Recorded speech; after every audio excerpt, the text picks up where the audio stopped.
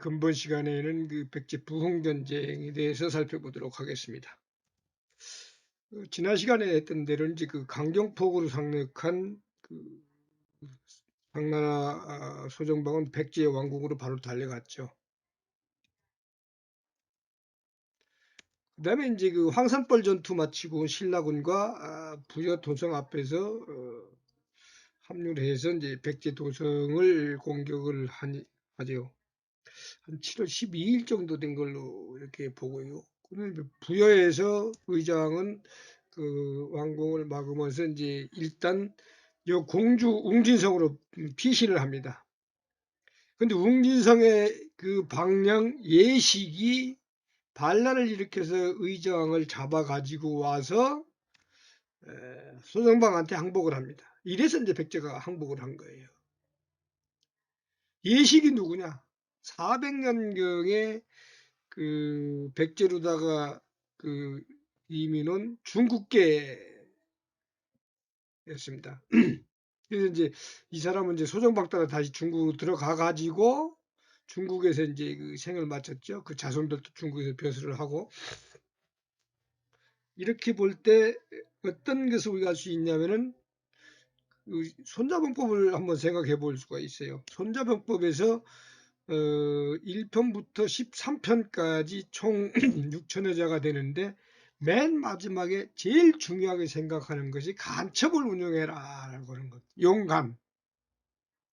그래서 물론 뭐 반란을 일으켜서 왔지만 이 소정방한테 오히려 매수됐을 가능성도 없지 않아 있다는 겁니다. 예식이, 웅진방령이. 그래서 소정방이 간첩 운영했을 수도 있다.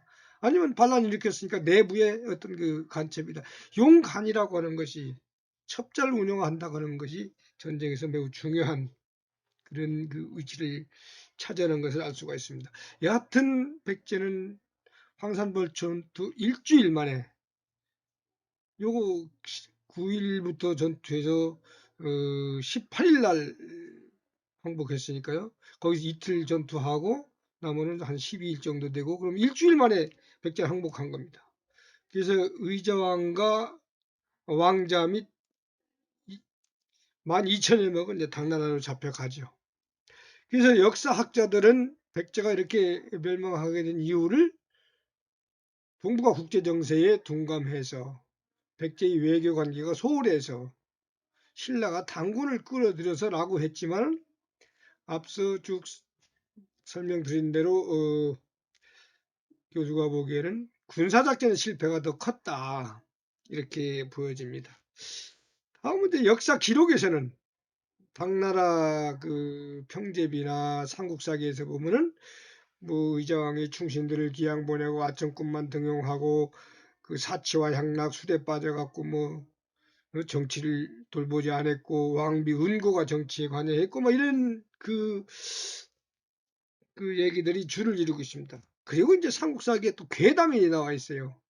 사치와 음탕하고 백성 원망 신이 노했다 해서 뭐 암탉이 참새하고 금여하였다로부터 뭐 이렇게 한 19건이나 되는 기록들이 허무맹랑한 기록들이 삼국사기에 기록되어 있는 겁니다. 이것은 뭡니까? 백제는 널 망할 수밖에 없는 나라였다라고 하는 것을 정당화하기 위해서 삼국사기가 그렇게 쓰여진 겁니다. 그래서 백제 유민들이 볼 때는 왜곡한 거야. 우리 1년 전에도 신라를 공격하면서 신라를 크게 위협했었어. 우리 일치단위에서 백제를 위해서 죽음을 각오하고 싸우자라고 이런 생각을 했겠죠. 그러나 백제는 그대로 역사 속으로 사라지지 않았다. 항복의 대열에서 탈출한 흑지상지가 임전성에서 항전의 횃불을 올리자 열흘 만에 3만여 명의 의병들이 모여들었다. 이후 항전의 불길은 삽시간에 백제 전역으로 번져나갔고 나당군과의 처절한 전투, 백제의 부흥운동이 3년 동안 이어진다. 이에 백제장군 복신과 성녀 도침이 가세하자 부흥운동은 거센 불길처럼 일어났다. 백제 부흥운동의 거점이었던 대흥면 봉수산 꼭대기에 자리 잡고 있는 임존성은 성 주위가 약 2.4km의 퇴매식 석축산성이다. 성문터와 성문 밑으로 개울물이 흐르게 하던 수구문, 그리고 우물터, 건물터가 남아있다. 임존성은 산의 높이가 484m에 불과하지만 봉수산 아래의 지표면이 해발 3, 4m에서 그야말로 평지 돌출형의 철옹성이다. 그리고 산세가 암벽으로 이루어졌으며 동쪽의 경사가 60도, 서쪽의 경사가 40도다. 게다가 임존산성의 동쪽으로는 무안천이 흘러 완벽한 자연적 방어벽을 이루고 있으며 산 정상 분지에 2,500여 미터의 석성까지 쌓여 있었다. 임존성이 난공불락의 요새이긴 했지만 많은 병사가 장기 농성하기 어려운 헛산이다. 그리하여 복신과 도침은 흑치상지와 병력을 나누어 남쪽으로 12km 떨어진 주류성으로 총지휘본부를 옮겼다. 부여에서 서북쪽으로 8km 정도 가면 의자왕의 사촌인 귀실복신과 도침대사를 모시는 은산별신당이 있다. 이들은 수많은 유민들을 이끌고 주류성으로 들어간다. 그리고 복신은 외에 사신을 보내 당시 외에 있던 의자왕의 아들 부여풍과 지원군을 보내줄 것을 청한다.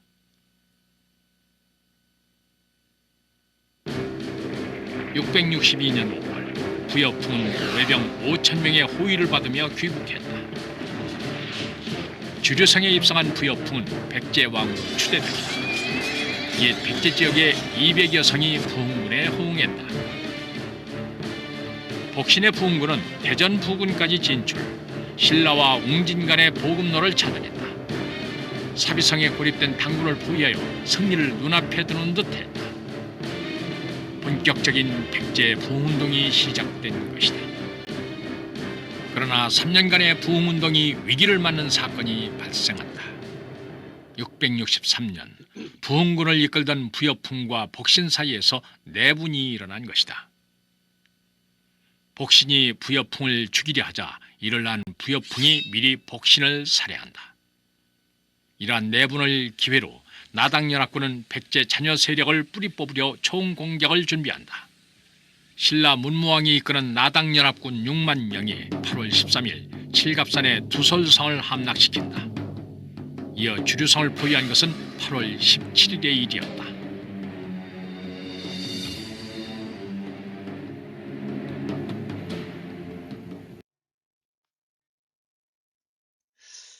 자, 그러면은 이게 이제 앞 시간에 했던 그 신라군과 당나라군의 기동로였죠. 이 부여를 치기 위해서. 근데 그러면 지금 계백장군 5,000결사대가 있고 웅진강구에서 수천 명 죽었는데 백제 병사들은 다 어디가 있었을까요?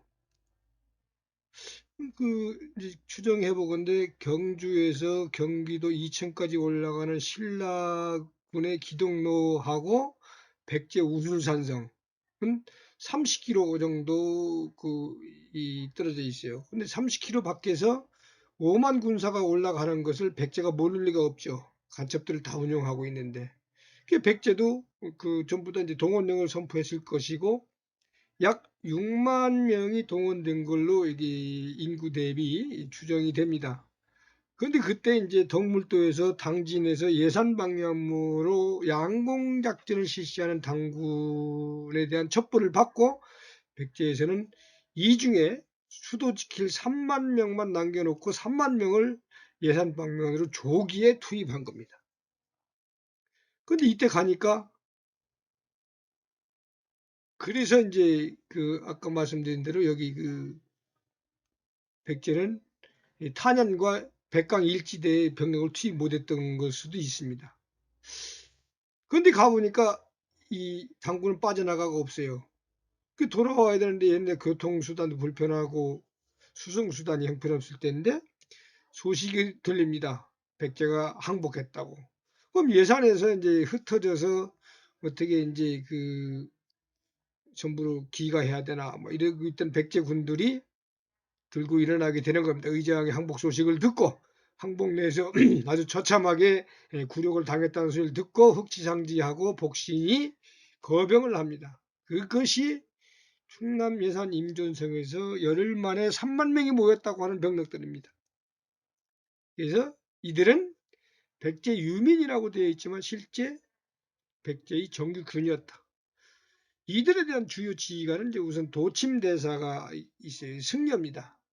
왕응사 그 승려로서 그 약 9개월 정도 최고사령관을 하다가 복신에게 피살된 걸로 이렇게 기록이 되어 있어요.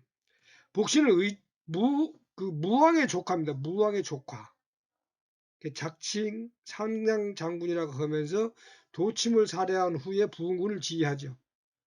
근데 이제 그 어떤 이 정통성을 위해서 외에서 의장의 아들이었던 풍왕을 데려다가 풍장을 데려다 풍왕에 옹립하지만 자기도 풍왕에게 처형을 당합니다. 이 두 사람은 부역은 은산면 별신당에 영정이 이렇게 그려져 있었고 지금도 그 별신굿 할 때 이제 제를 지내고 뭐 이러고 있죠. 다른 지휘관은 이제 흑치상지가 있습니다.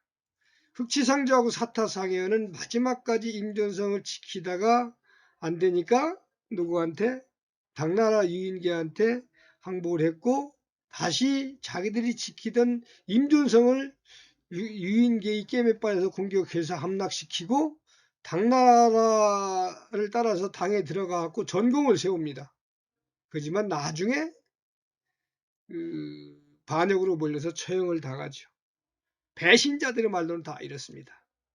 이 부여에서 부여 풍장 의장의 아들이라고 이렇게 알려져 있는데 독립운동을 이끌다 이제 고구려로 도망갔다 당나라로 잡혀가죠. 지수신 마지막까지 임전성을 지키다가 고구려로 도망갔다가 또 고구려 전역에서 전사합니다. 자평 정무, 달솔 여자진, 박시전내 등이 이제 지휘관들이 있죠. 백제 전제 비운군의 그 전쟁은 크게 세 개로 나눠집니다. 어떻게? 사비성을 직접 공격하는 포위 전략, 아니면 이제 병력이 부족해서 보급로를 차단하는 게릴라 같은 보급로 차단 고립 전략. 세 번째는 이제 나상군의 연합군의 총공세. 이렇게 이제 세 파트로 이렇게 시기적으로 구분이 됩니다. 그래서 한번 쭉 보세요. 포위 전략은 사비성을 포위 공격, 고립 전략은 여기 병참선을 차단하는 거. 마지막에 이제 무너지는 전투가 백천강 전투, 주류성 전투, 임종선 전투입니다. 그러면 이제 사비성 포위 공격을 한번 보죠. 9월 3일 날 소정방하고 무열왕이 그 대군을 전부 13만 명, 5만 명 끌고 다 복귀합니다. 부여 사비성에는 당군 1만 명과 신라군 7천 명이 남아 지키고 있죠. 요거는 부여의 외곽 나성입니다. 여기를 외곽에서 백제 부흥군이 이 성책을 쌓아놓고 공격을 합니다. 이래서 이 안에 이 공격을 37일간 합니다. 그래서 이때 이 주변에 백제 20여 성이 호응했다가죠. 이 당군 1만 7천 명은 고립이 돼갖고 37일간 고립돼 있으면서 상당히 애를 먹었죠. 그러니까 이제 무열왕이 이제 돌아가다가 해군합니다. 그러면서 이제 약 2,200여 명을 참수를 하게 되죠. 어떻게 할까요? 3년 상성에 가 있었어요. 여기는 이제 부여입니다. 여기 왕사 삼성, 여기 낙화암 건너편에 있는 그 왕사 잠성이죠. 도침이 승려로 있던 거기, 여기가 이제 논산시죠. 예. 그래서 이때 무열왕은 이렇게 해서 이 3년 산성에서 돌아가려고 하고 있었던 겁니다. 근데 여기 포위됐다 하니까 다시 돌아오죠. 10월 9일 날 단연을 건너서, 김유신이 건넜던 단연을 건너서 이 어딥니까? 여기 연산 그 개태사를 해서 노송산, 두소산이고 노송산입니다. 여길 치고 사빈암령에서 1,500명 참수하고 이 포위를 풀은 다음에 개탄에서 강을 건너갔고, 이 백마강이에요. 왕사삼성을 치고 이제 돌아갑니다. 결국은 여기 포위했던 부흥군들은 임전석으로 퇴각을 하죠. 임전석에서 퇴각했는데 임전석엔 이렇게 그 헛산이고 오래 주둔하기 어렵습니다. 그래서 나눠서 주둔했던 걸로 이제 보아지고 판단하고 있는 거죠. 근데 이 임전석으로 물러났을 때 고구려가 이제 신라를 또 공격합니다. 실중성을 공격하는 거죠. 이때 물론 뭐 백제가 외에도 지원 요청하고 고구려도 지원 요청해서 응했던 걸로 이렇게 판단이 되고, 실제 그 복신은 그 외에 당포로 100명을 보내기도 했어요. 우리 이렇게 잘 싸우고 있다, 병력을 보내달라, 이 얘기죠. 이때 외교는 당과 신라가 이렇게 그 관계를 맺었고, 고구려 백제 외가 얘기 연결됐는데 이거를 십자형 외교라고 이렇게 표현을 하죠. 이제 그 임전성에서 겨울을 난 그 백제 부흥군이 2차로 이제 이 사비성을 또 이게 사비성이에요. 1차 때는 이제 661년도에 공격하는데 2차 때는 요 사비성 외곽 부여 나성의 밖에서 공격했어요. 2차 때는 이걸 넘어갑니다. 넘어가서 이 수도를 5분으로 하는데 요 중부 궁궐 바로 밑에까지 전부 가가지고 포위해 놓고 그 땅굴을 파서 들어가서 사람을 잡아가고 아침 저녁으로 포차를 벌려놓고 그 돌과 화살을 비오듯이 날리면서 이제 운제로 굽어보고 이렇게 막 기록이 되어 있어요. 이러니까 이 안에 있던 유인원은 꼼짝 못하고 지원군만 기다리고 있는 거예요. 이때 이렇게 부흥군이 기세를 올리니까 백제의 200여 성이 전부 부흥군에게 이제 호응했다고 하죠. 그러다 보니까 이제 안 되겠다, 이거 구원해야겠다. 신라에서 2만여 명이 당나라에서 유인계가 다시 또 이 웅진도독부에 있는 17,000명을 구하러 옵니다. 그러니까 이거를 막다가 이제 웅진구에서 도침이 크게 피해를 보게 되는 거죠. 자, 여기 이제 부여맞고 있어요. 근데 당나라 유인기하고 신라 품위이 온다 합니다. 얘들 분명히 오면 논산으로 오고 여기 금강 따라서 와갖고 여기서 만나서 공격할 거 아닙니까, 이렇게. 그래서 도침 최고사령관이 여기다가 이제 이중으로다가 이제 뭐 책을 세우고 막으려고 했어요. 그 신라군이 이제 육로로 오니까 먼저 왔겠죠?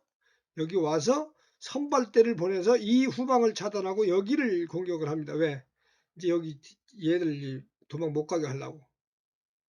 그리고 이제 여기가 이제 근거지가 있었어요. 그리고 이제 본대는 품일 분대하고 당 유인계 분대가 여기서 강경포구에서 합류해서 도침을 치고 여기서 1만여 명이 죽어요. 부흥군이. 그 다음에 가서 이 포위를 풀고 강을 건너서 임전성으로 쫓아냅니다. 누구를? 백제 부흥군을.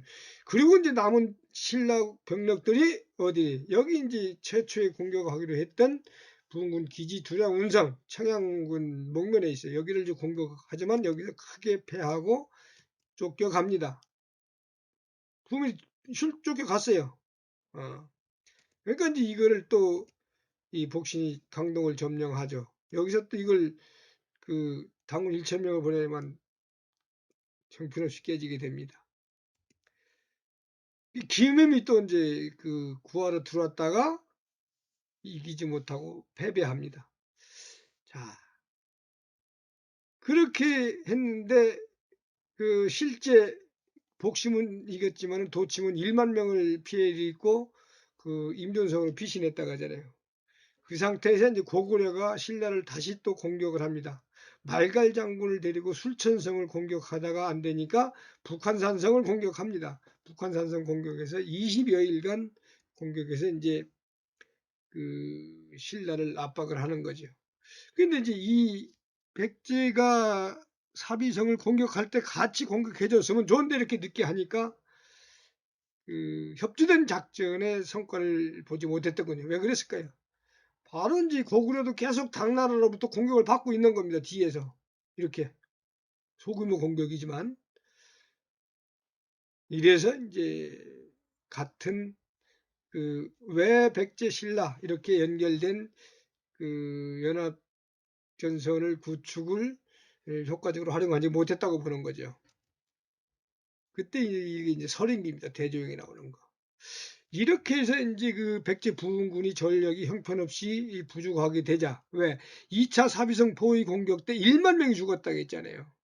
웅진구에서 당나라하고 신라군이 합해서 웅진구 양책을 공격할 때. 그래서 병력이 부족하면 어떡합니까? 고립 전략으로 돌아서요. 고립 전략은 뭐냐? 웅진도독부에 있는 1만 7천 명의 병참선을 차단을 해서 먹을 것을 끊어서 고립시켜야겠다라고 하는 거죠.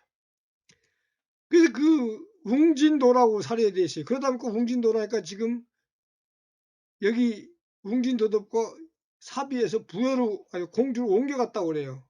근데 사실은 부여에 있던 당 유인원 건립 기공비가 이제 어떻게 발견되면서 지금 웅진도덕부는 공주로 가지 않고 계속 사비에 있었던 것이다 라고 하죠. 그런데 이 일로 근량을 나눈 것이 이런 수레로 날랐어요. 경주에서 어디까지? 부여까지. 그런데 이제 삼년산성 신라의 대백제 전초 기지요. 보은에 있는 삼년산성에서 자국이 발견됐는데 이게 연구 결과 수레바퀴 자국이었다. 요 수레바퀴 자국이었는데 이 수레바퀴 자국 사이가 180cm였다. 그래서 보니까 오늘날은 90cm인데 180cm가 소 2마리가 끌었구나. 그럼 소 2마리가 한 400여 킬로의 공량을 싣고 날랐구나 하는 걸 판단을 해냈습니다. 근데 이제 기존에 웅진도독부라니까 전부 학자들이 웅진으로 갔다고 연구를 한 거예요. 웅진으로 간 게 아니고 이렇게 간 게 맞습니다. 어디로? 논산을 거쳐서, 연산을 거쳐서 부여로 이렇게 건너간 것이 보급로였습니다. 이걸 어떻게 차단하느냐? 자, 먼저 이제 신라군이 자기 지역에서 금강을 건널 거 아닙니까? 이 옥천 지역이 옥천에서 건너서 탄원으로 넘어가요. 왜? 한번 왔던 길로 오니까. 그래서 백제 부흥군이 여기다가 이제 여기 딱 에로 지점 여기다가 이제 성을 쌓고 여기를 막습니다. 근데 이때는 무열왕이 죽었어요. 661년도 이제 후반기인데 무열왕이 죽었는데도 불구하고 당나라가 고구려를 치니까 빨리 병력을 보내라 해서 상중인데도 불구하고 신라는 할 수 없이 김유신이 병력을 이끌고 이 길을 따라서 이 백제 경기도 이천을해서 평양으로 이제 올라가려고 북진하고 있었어요. 그런데 이 사비성에서 먹을 거 없다고 난리예요. 왜? 여기 막고 있으니까 먹을 게 없잖아요. 그래서 문무왕이 와서 보니까 여기가 막혀 있어서 그런 거예요. 그 문무왕이 공격하려도 안 되니까 올라갔던 김유신을 내려 보냅니다. 내려 불러드립니다. 김유신이 와서 항복해라, 너희들. 그러니까 이 안에 있던 백제 부흥군이 우리 비록 성은 작고 병사들도 얼마 안 되지만 양곡이 충분하다. 그리고 결코 죽어서 여기서 묻힐지언정 너희들한테 항복하지는 않겠다라고 하니까 김유신이 날짐승 들짐승도 살려고 자구책을 강구한다더니 바로 너희들이 그런 꼬라지구나 하면서 이제 공격해서 무너뜨리고 이제 가지요. 그러니까 이제 그 다음에 이어서 백제 부흥군이 어딜 또 막냐면 여기 대전 방동조 수지 연산 위에 계룡의 옆에 있는 방동조 수지를 막습니다. 이렇게 하니까 이 아주 성공적인 또 이게 고립이 되는 거야. 그 고립되니까 어떻게 합니까? 힘들죠. 그런데 백제 부흥군한테는 외에서 2만 화살 10만 적 등 뭐 이런 실, 피류, 가죽, 일천장, 정장, 벼 뭐 이런 것들이 지원이 되고 풍왕도 기국하고 합니다. 사기가 올라가죠.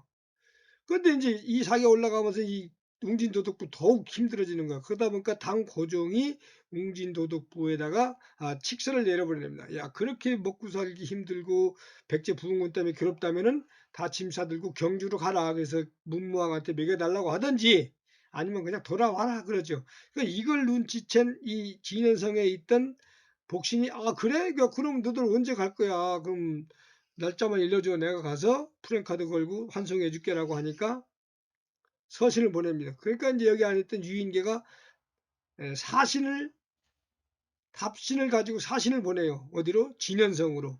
이 진현성에 와서 진현성의 그 허점을 다 파악을 하고 그 진현성을 새벽에 원검기풀을 잡고 들어가 갖고 전부 함락을 시킵니다. 그래서 백제 부흥군이 다시 인제 여기 내사지성을 막아요. 그 내사지성 막으니까 어떻게 해요? 이번에 신라가 막 3만 명을 투입해. 요 조그만 병력을 만드는데 이걸 잡기 위해서. 왜 그러냐면 백제 지역에서 누가 우리 군량로를 뚫었고 누가 전공을 많이 세웠냐에 따라서 백제 지역에 대한 우선권이 있을 거 아니에요. 그러니까 주도권 안 뺏기려고 신라가 그렇게 했던 거예요. 결국은 이 보급로도 이제 뚫리게 되죠. 그런데 이때 이제 왜가 이렇게 지원했다 하는데 뭐 662년설이 타당하다고 봐요. 그래서 화살 10만 척 되게 많은 것 같죠. 근데 3만 명 나누면 개인당 3발밖에 안 돼요. 실 500근, 솜 1,000근, 피육 1,000장, 뭐 가죽, 종장벽, 군수물자 재미있죠? 고대니까. 근데 일본에서 병력 얼마나 왔느냐? 송왕이 귀국할 때 5천 명 따라왔어요. 2만 7천 명이 663년대에 들어왔다고 그래요. 근데 이제 어디 가서 모르는지 없지만 663년 8월 백종광 전투 때 또 10,000명이 들어옵니다. 그래서 평균 3만 2천 명 정도가 이제 들어온 걸로 보고 실제 최대로 보면 4만 2천 명이 되고 이렇게 됩니다. 그 이제 실적을 고려하면 1만 5천이 되겠죠. 그럼 왜가 이제 일본의 전신 왜가 왜 지원했을까? 일본 학자들은 이 조공국 백제가 무너졌는데 그걸 구원하기 위해서 그랬다. 백제가 우리 조공국이었다. 우리한테 조공을 바쳤다. 이렇게 하는 거고. 그 다음에 외의 입장에서는 대륙물무 수입 경로가 유지를 해야 되는데 그걸 뺏길 수가 없어서 지원했다. 백제를. 이렇게 일본에서는 자기들 시각으로 봐요. 근데 한국 학자들은 아니다. 백제계 도래인들이 자기 나라를 백제에서 넘어간 사람들이 자기 나라를 찾기 위해서 참전한 거다. 아니다. 외의 천황가가 이제 병력을 보냈잖아요. 외의 천황가는 백제계였다. 그리고 백제가 외를 경영했다. 이렇게 이제 대립된 의견을 보이고 있었던 겁니다. 자, 그러면은 이번에는 이제 그 백제 다음 시간에는 백제 부흥 전쟁이 백제 부흥군 세태기에 대해서 알아보도록 하겠습니다. 그래서 이제 지금까지는 백제 부흥 전쟁이 공세기라고 봐요. 왜? 사비성을 포위 공격하고 비록 병력이 없어서 병참선을 차단했지만 병참선 차단을 해서 사비성에 있던 당군 10,000명과 신라군 7,000명을 아주 고립시켜 놓고 궁지에 몰아넣는 공세를 유지했기 때문에 백제 부흥군의 공세기다 이렇게 구분을 했고 지금부터는 세택입니다. 요거는 백총강 전투로부터 주지성 전투, 임전선 전투 요거는 지금 거의 660년 8월부터 663년 8월부터 11월까지인데 요거는 다음 시간에 진행하도록 하겠습니다.